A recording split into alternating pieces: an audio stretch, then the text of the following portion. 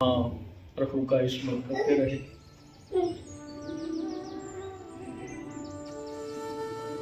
उनका विवाह हो गया। उनकी पत्नी का नाम सुशीला था।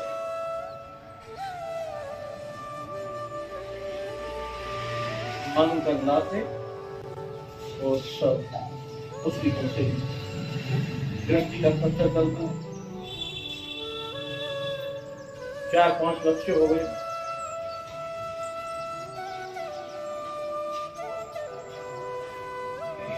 धन का अभाव था, व्यवस्था भंग हो रही थी। अब तो सब भूखे मरने लगे। कहीं जाए तो मिले नहीं, भिक्षा भी ना मिलती।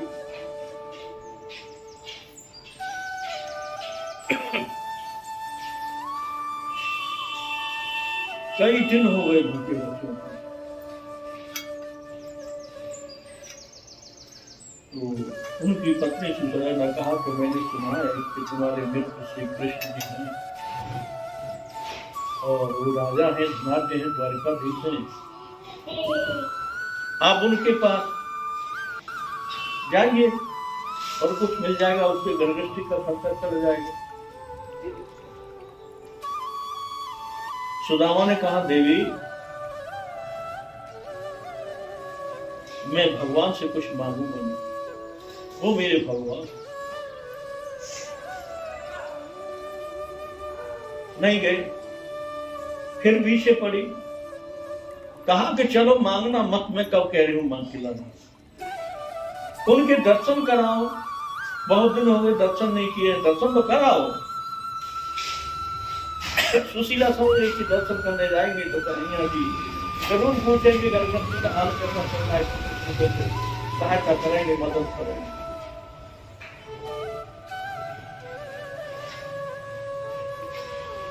स्त्री के कहने पर विवश होकर सुदामा जी ने विचार दर्शन हो जाएंगे, चले घर से। कहा कि देवी मेरे पास कुछ है तो नहीं, क्या ले जाऊं उनको देने के लिए। वो कहेंगे कि मित्र बहुत दिन बाद आया है, क्या लाया है मेरे लिए, तो क्या कहूंगा। तो थोड़े से चिवड़े रखे थे चावल में, और वो ही सब कुछ था घर में, और कुछ नहीं था। वो एक पोटली में बांध दिया, सुदामा जी को दे दिया, कहे तो उनको दे दिया। सुशीला अपने विचार करती है कि कन्हैया इतने में समझ लेंगे कि मेरे लिए ये लेकर आया है, तो हालत खराब हुई।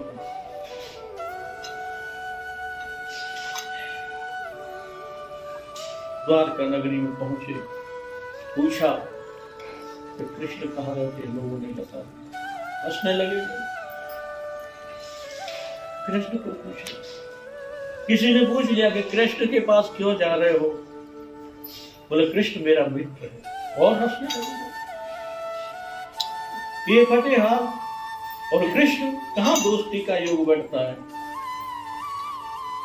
नगर वाले हंसने लगे, सठिया गया है, पागल हो गया है, कुछ बोल रहा है। और कोई सच्चे व्यक्ति भी थे, उन्होंने कहा कि भैया उधर चले जाओ, और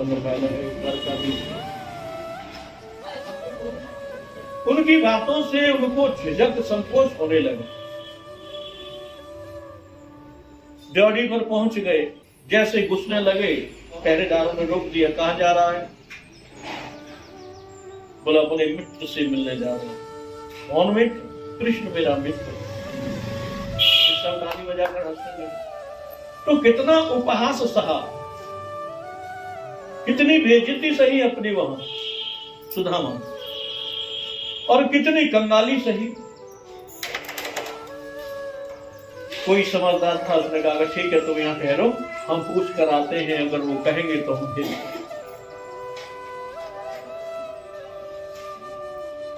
पहरेदार ने जाकर कहा कि एक फटे हाल धोती फटी है, पैरों में रुबाई पड़ी हुई है, पूर्ण कर रहा है, ढांचा मात्र शरीर है, और अपने को ब्राह्मण कहता है, नाम बताता है सुदामा, तो मिलने आया। कृष्ण जी जिस स्थिति में थे उसी स्थिति में कहां है मेरा दोस्त, कहां है मेरा दोस्त, पागलों की तरह दौड़ नंगे पे और जाकर के वहां डोरी पर पहुंचे, दौड़ते दौड़ते डोरी पर पहुंचे, सुदामा को देख करके अपने दोनों हाथों से छाती से लगा दिया और इतने रोए कन्हैया कि सुदामा के ऊपर आंसू बहे। छोड़ नहीं रहे हैं सुदामा को। फिर कन्हैया जी ने विचार किया कहीं ऐसा नहीं हो कि मेरे पकड़ने से इसे कष्ट हो रहा हो, दुख हो रहा हो। सुदामा कृष्ण की ओर देख रहे हैं, कृष्ण सुदामा की ओर देख रहे हैं। आंखों आंखों में ही बात हो गई। सुदामा आंखों के द्वारा कह रहे हैं कन्हैया जी को, कन्हैया मैं तेरे पास नहीं आता, क्या करूं, मेरी व्यवस्था। कृष्ण ने आंखों ही आंखों में कहा कि सुदामा मैं तो चाहता था मेरे पास, लेकिन तू इतना निष्काम है कि तू कभी मांगने के लिए मेरे पास नहीं आया और मैं तेरी इस स्थिति को देख नहीं पाता था।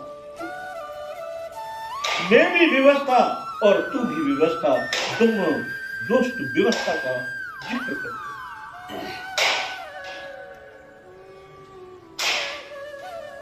फिर कृष्ण जी सुदामा जी को अपने रंग महल में ले गए, आसन पर बिठाया। जहां कृष्ण जी बैठे उस आसन पर सुदामा को बिठाया। वहां रुक्मिणी और अनेक रानियां थी, उनसे परात मंगाई, जल मंगाया।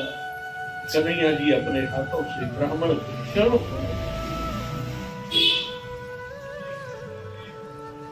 कांटा होता है उसे अपनी उंगलियों से निकालते हैं। जब उंगलियों से निकल नहीं पाता है तो अपने दांतों से निकालते हैं। वाह, ऐसा भगवान दयालु कौन हो। जब सब कांटे निकाल दिए, पैर छू दिया, उस पैर के धोने वाले चलते चढ़ामत लिया। रुक्मिणी जामवंती भावा ये सब बैठी हैं, देख रही हैं कि ये क्या हुआ है। ऐसा कौन विचित्र ये अतिथि मेहमान आया है कि जो भगवान और दास दासियों से काम न करा करके स्व कर रहे हैं और अपने दांतों से इसके कंटक निकाल रहे हैं। कोई विचित्र मेहमान है ये। तो वो भी खड़ी हो गई कि प्रभु हमें भी प्रसाद दीजिए। जो चरण धोने वाला जल था उससे फिर सबको प्रसाद दिया। अपने हाथ से कन्हैया सुदामा की हवा करने लगे, काय करने लगे। आई न सखा जाने किते किते पानी परात तो हाथ सियो नहीं, नैनन के जल सो भगत हो। कन्हैया रोते हैं और उनके चरण धोते जाते थे।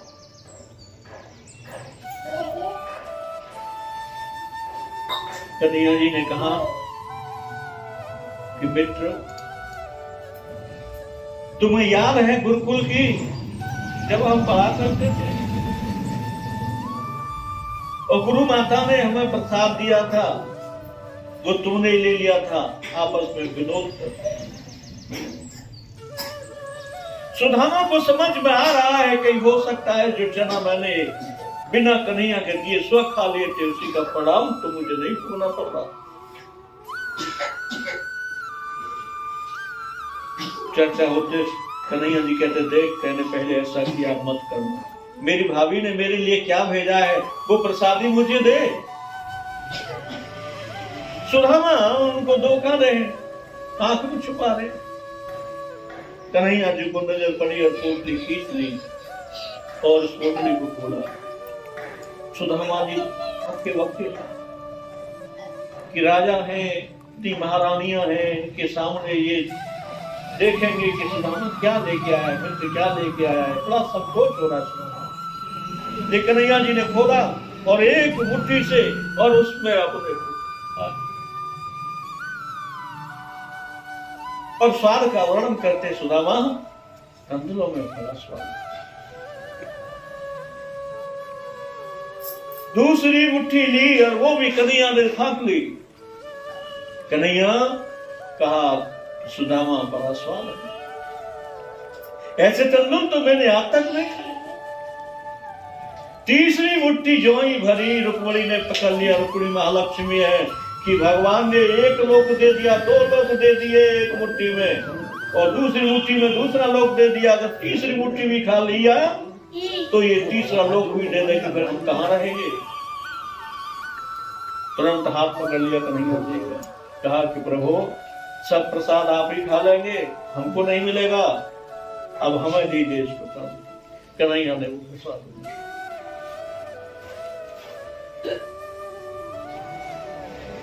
चर्चा चलती है, कई दिन तक रहते हैं, वस्त्र बदलवाए, स्नान कराया, काफी समय गुजरा। तो सुदामा मन में विचार करते हैं कि सेवा तो बहुत करते हैं, लाल प्यार भी बहुत कर रहे हैं, मुझे आभूषण भी पहना दिए हैं, वस्त्र वही पहना दिए हैं, पर कन्हैया ने ये नहीं कहा कि तू कुछ ले जा, बच्चे कैसे। सुदामा सोच रहे हैं, कन्हैया जी सोच रहे हैं कि देख सुदामा, तू जब तक कुछ नहीं कहेगा मैं कुछ नहीं करूंगा, कहना पड़ेगा तुझे तब कुछ हो, बिना कहे नहीं हो। तो सुदामा शांत हो गए कि चलो कोई बात नहीं है, ये वस्त्राभूषण पहन लिए हैं और मैं अब विदा मांग लूं, तो शायद इन वस्त्राभूषणों को नहीं लेंगे, इनको बेच करके गुजारा हो जाए। सुदामा ने कहा, प्रभु अब मुझे आज्ञा दीजिए, तेरी भाभी बहुत दिन हो गए राह देख रही होगी, मुझे जाना है। कन्हैया जी ने कहा कि और रुक लो। तो नहीं, अब मुझे जाना है। तो जाने के लिए विदा मांग रहे हैं। उसी समय कन्हैया जी कहते हैं कि रुक्मिणी, सुदामा जी के जो वस्त्र पहने हुए थे उन्हें लेकर आओ। सुदामा और ये तो वस्त्रों को क्यों मंगा रहे हैं, शायद उनको भी मुझे दे देंगे, इसलिए मंगा रहे हैं। बस लेकर रुक्मिणी आई, सुदामा को कहा पहन लो, पहन लिया और इन्हें उतार दो। सुदामा ने एक विचार किया कि बड़ा कंजूस है, इतना कंजूस तो मैंने कोई देखा ही नहीं। भगवान होते हुए कितनी सारी संपत्ति इनके यहाँ है, 16,108 रानियां है, दासियां हैं, घोड़े हाथी रथ है, इतनी संपत्ति है, फिर भी एक आभूषण तक मुझे नहीं रहने दिया। समझे? चल तेरी संपत्ति तुझे मुबारक और मेरी गरीबी मुझे मुबारक।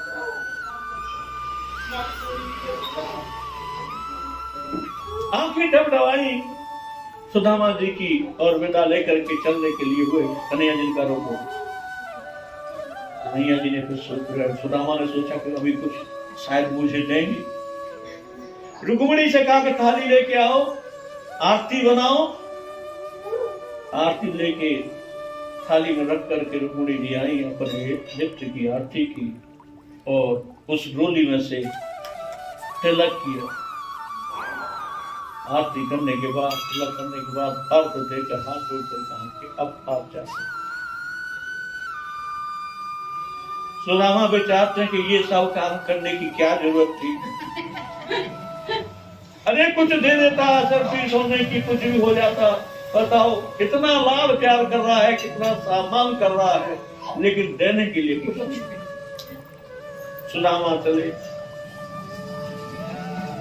सोचते जा रहे हैं नाना प्रकार की बातचीत अपने मन में। कन्हैया जी ने विचार किया वहां तक पहुंचेगा तो थक गए। योग माया को आज्ञा दी कि जाओ इस मेरे मित्र को इसकी नगरी की पहुंचा दिया। अब वहां जाकर जब अपनी नगरी में पहुंचे तो क्या देखते हैं, बड़े बड़े सुंदर महल, जैसे द्वारका में महल थे कन्हैया जी के, वैसे ही महल वहां बने हुए हैं। दास दासिया बड़े सब सुंदर, स्त्री पुरुष सब सुंदर वस्त्र आभूषण पहने हुए। सुदामा जी ने विचार किया कि भाई ये नगरी मेरी तो नहीं है, पर आया मैं सही ठिकाने पर। पूछा किसी से ये कौन सा नगर है भैया? उन्होंने कहा ये वो फलाना सुदामापुरी है। अपने घर कुटिया की ओर देखा तो कहीं कुटिया नहीं, बड़े सुंदर महल।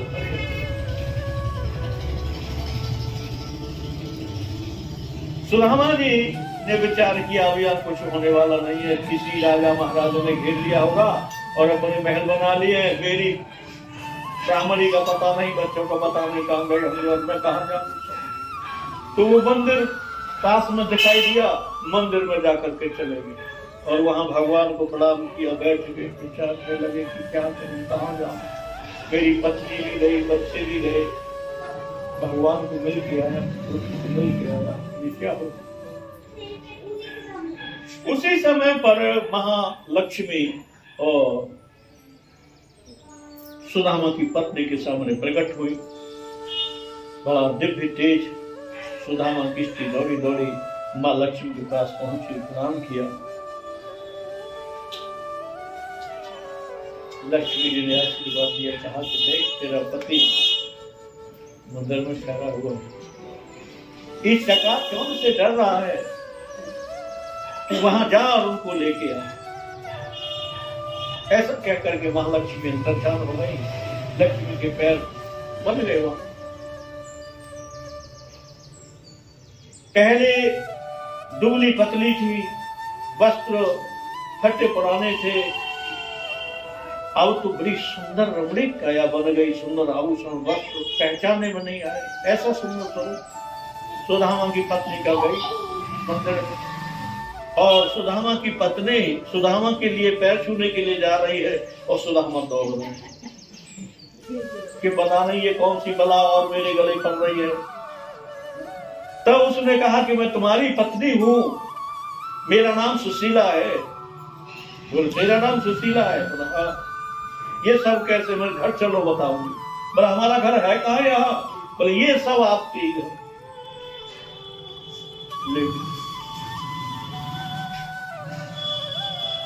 तब उन्होंने वो लक्ष्मी आई थी, उनकी बात सुदामा पे की, चरण देके चरण लक्ष्मी जी के बंधे हुए।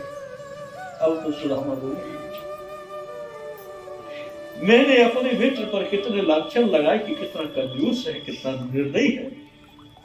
मेरे को एक वस्त्र आभूषण दे दिया, मुझे क्या पता था कि वो मैंने इतना सब कुछ दे दिया। कहने का तात्पर्य इस कथा का यह है कि भगवान के दर्शन हुए साथ पड़े, लेकिन दरिद्रता नहीं गई, कष्ट नहीं गए, दुख नहीं गए। क्यों? कि पिछले जन्म के जो कर्म थे, कृष्ण जी चाहते हैं कि ये सब भोग ले, तो फिर आगे जन्म में इसको ये सब भोगना न पड़ेगा।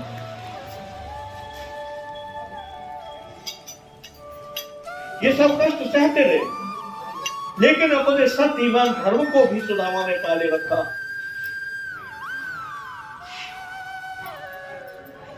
हम मंदिर आते हैं तो नाना प्रकार के विचार करते हैं कि मेरा ये काम हो जाए, मेरा ये काम हो जाए, मेरा ये काम हो जाए। लेकिन भगवान भी जानते हैं किसका क्या काम करना, किसका भला किस पे होगा। वो भला सोचने के लिए ही करते हैं। जैसे सुदामा कृष्ण से विदा होते समय व्याकुल होते हैं कि मेरे लिए वस्त्र आभूषण दिया, नहीं दिया, और कन्हैया जी ने जो दिया तो माला माल कर दिया। थोड़ी देर के लिए दुख जरूर होता है, परंतु सबके दाता कन्हैया जब कृपा करते हैं। इस कहने का तात्पर्य एक और भी सारांश है कि कोई संत हो, महात्मा हो, गुरु हो या मां हो, बालक रोएगा नहीं तब तक मां दूध नहीं पिलाती। संत गुरु ब्राह्मण ये बिना कहे भी कुछ नहीं। क्यों?